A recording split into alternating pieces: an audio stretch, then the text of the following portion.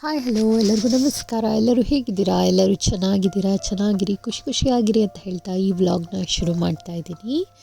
ಇವತ್ತು ನಮ್ಮ family friend ಅವರ ಸೀಮಂತ ಫಂಕ್ಷನ್ನು. ಸೊ ನಾವು ಫ್ಯಾಮಿಲಿ ಸಮೇತ ಅವ್ರ ಸೀಮಂತ ಫಂಕ್ಷನ್ಗೆ ಬಂದಿದ್ವಿ. ತುಂಬ ಚೆನ್ನಾಗಿರೋ ಒಂದು ಲೊಕೇಶನಲ್ಲಿ, ಸುತ್ತಮುತ್ತ ತುಂಬ ಗ್ರೀನರಿ ಇದೆ.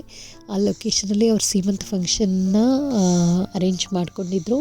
ತುಂಬ ಚೆನ್ನಾಗಿ ಡೆಕೋರೇಷನ್ ಎಲ್ಲ ಮಾಡಿದರು. ಸೊ ತುಂಬ ಖುಷಿಯಾಯಿತು ಅವರನ್ನು ನೋಡಿ. ಅವ್ರ ಮನೇಲೊಂದು ಪುಟ್ಟ ಪಾಪು ಬರ್ತಾಯಿದೆ. ಸೊ ಬಹಳ ಖುಷಿಯಾಯಿತು ನಮಗೆ.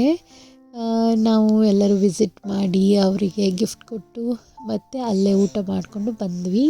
ಇದು ಸಿಟಿಯಿಂದ ಹೊರಗಿರೋದ್ರಿಂದ ತುಂಬ ಕಾಮಾಗಿರೋ ಏರಿಯಾದಲ್ಲಿರೋದ್ರಿಂದ ಅದು ತುಂಬ ಖುಷಿಯಾಯಿತು. ನಾವು ಯಾವಾಗಲೂ ಸಿಟಿ ಜೀವನಕ್ಕೆ ಬ್ಯುಸಿ ಲೈಫ್ ಸ್ಟೈಲಲ್ಲೇ ಇರೋದ್ರಿಂದ ಈ ಥರ ಹೊರಗೆ ಬಂದಾಗ ಆ ಗ್ರೀನರಿ, ಹಳ್ಳಿ ಜೀವನ ಎಲ್ಲ ನೋಡುವಾಗ ತುಂಬ ಖುಷಿಯಾಗುತ್ತೆ. ಮನಸ್ಸಿಗೆಲ್ಲೋ ಒಂದು ಕಡೆ ತುಂಬ ಸಮಾಧಾನ ಸಿಕ್ಕಂಗೆ ಅನಿಸುತ್ತೆ.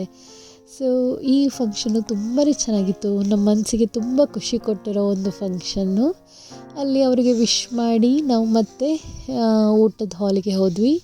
ಊಟ ಅಂತೂ ತುಂಬಾ ಚೆನ್ನಾಗಿತ್ತು. ತುಂಬ ದಿನ ಆದಮೇಲೆ ಒಂದು ಒಳ್ಳೆ ವೆಜ್ ಊಟ ಸಿಕ್ಕಿತ್ತು.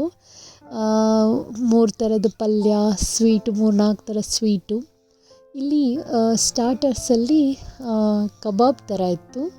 ವೆಜ್ ಊಟನೇ ಅದು. ನಾನು ಪನ್ನೀರ್ ಕಬಾಬ್ ಅಂದ್ಕೊಂಡೆ, ಅದು ನೋಡಿದ್ರೆ ಅದು ಆಲೂ ಕಬಾಬ್. ತುಂಬಾ ಚೆನ್ನಾಗಿತ್ತು. ಸ್ವೀಟ್ಸಲ್ಲಿ ಹೋಳಿಗೆ ಮತ್ತು ಜಿಲೇಬಿ, ಬಾದುಷಾ, ಹಾಗೆ ಪಾಯಸ, ಹಾಗೆ ತುಂಬ ವೆರೈಟಿನ ಮಾಡಿದರು. ತುಂಬ ಚೆನ್ನಾಗಿತ್ತು. ಏನೂ ತೊಂದರೆ ಇಲ್ಲದೇ ಅವ್ರ ಡೆಲಿವರಿ ಈಸಿ ಆಗಲಿ ಅಂತ ದೇವರಲ್ಲಿ ಬೇಡ್ಕೊಳ್ಳೋಣ. ತಾಯಿ ಮತ್ತು ಮಗು ಆರೋಗ್ಯ ಚೆನ್ನಾಗಿ